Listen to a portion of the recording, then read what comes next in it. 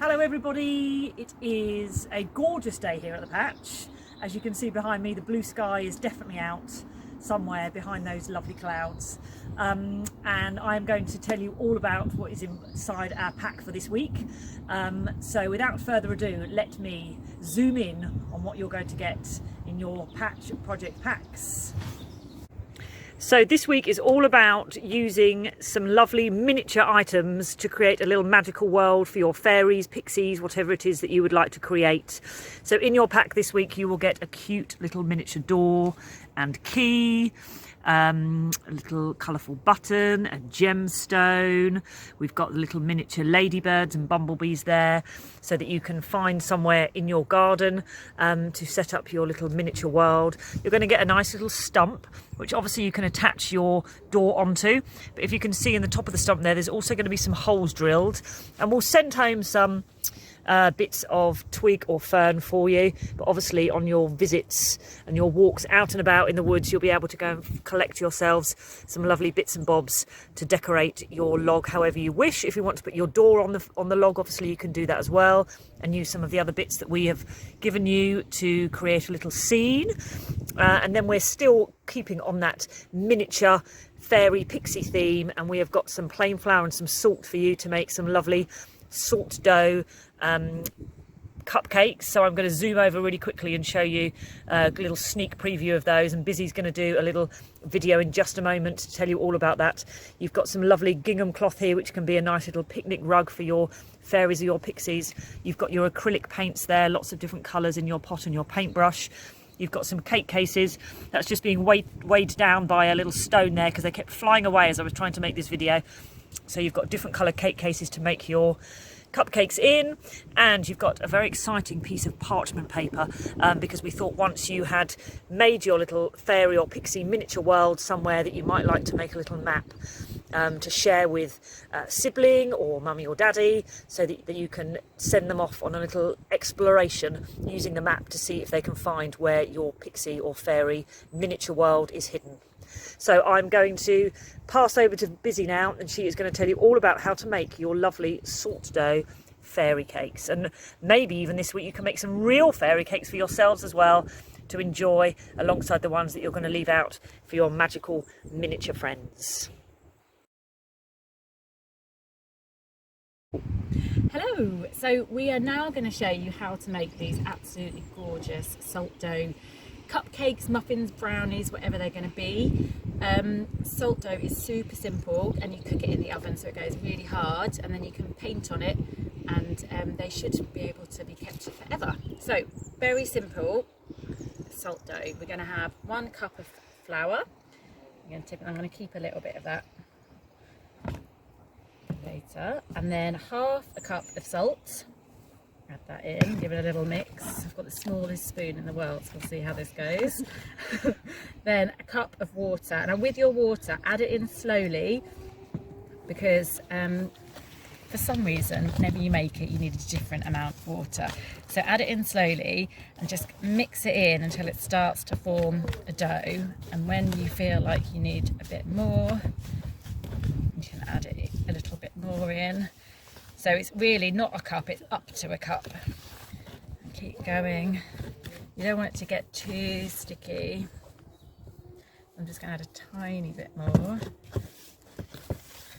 just to get in the rest of that flour. And once it feels like you've got a nice dough coming, you can get your hands stuck in, get up the rest of that flour. And then if it still feels a bit sticky, you can just knead it, and that will get rid of the stickiness. Or if you feel you need to, that's why I kept a little bit of flour back. You can just put flour on your surface and keep mixing it in. And then you'll know it's ready when it stops sticking to you. So that's pretty much there. So that is how quick and easy it is to make salt dough, just with 3 little simple ingredients that you probably all have at home already. So once your salt dough is ready, now it's time to get creating with it. So we've given you little cupcake holders. So there's lots of different things you can do. You can just grab a ball roll it in your hands and plonk it in to make a little cupcake. You can add, as we did with some over here, you could add a cherry or a strawberry on top, or you can put little different things around it. Another simple thing that we did with ours is we rolled it into a sausage and then twisted it round in our cupcake case to make a swirly cake. So you can just twist it like this and make a little twisty cake. And then if you want to, you can add things on top again, all the way around. And then all you need to do is pop these in the oven on a really low heat, so say 100 degrees, for maybe 3 hours. Just keep checking on them and you'll know they're ready when they go. They're totally hard and solid, like this one here. You can see that's totally solid, and then it's ready to paint on. So take them out of the oven, cool them down before you hand them over for some painting. So in your packs, we've given you 6 little colours of acrylic paints. Just be careful with these. Acrylic is not the nicest thing if it's painted on your tables or your clothes. We've given you this so that it lasts for a long time. So wear an apron, put an oilcloth down on your table, or just wear something you don't mind getting covered, because generally someone will get covered in it. So on this one, a little one I've made earlier, I'm just going to show you how quick and simple it is to decorate it. So I'm just going to put some icing on this one. I'm going to use yellow, let's say it's custard icing. And we've given you white in your pack so that you can mix it with the red to make pink, or you can mix any of the colours together to make new ones. So I'm just going to get some of that dripping down the sides. And then if you're doing sprinkles, you don't really need to wait for it to dry. It's pretty easy just to put little dabs on top, and you can paint anything you like. If you've stuck some bits on, you can paint them separately. And then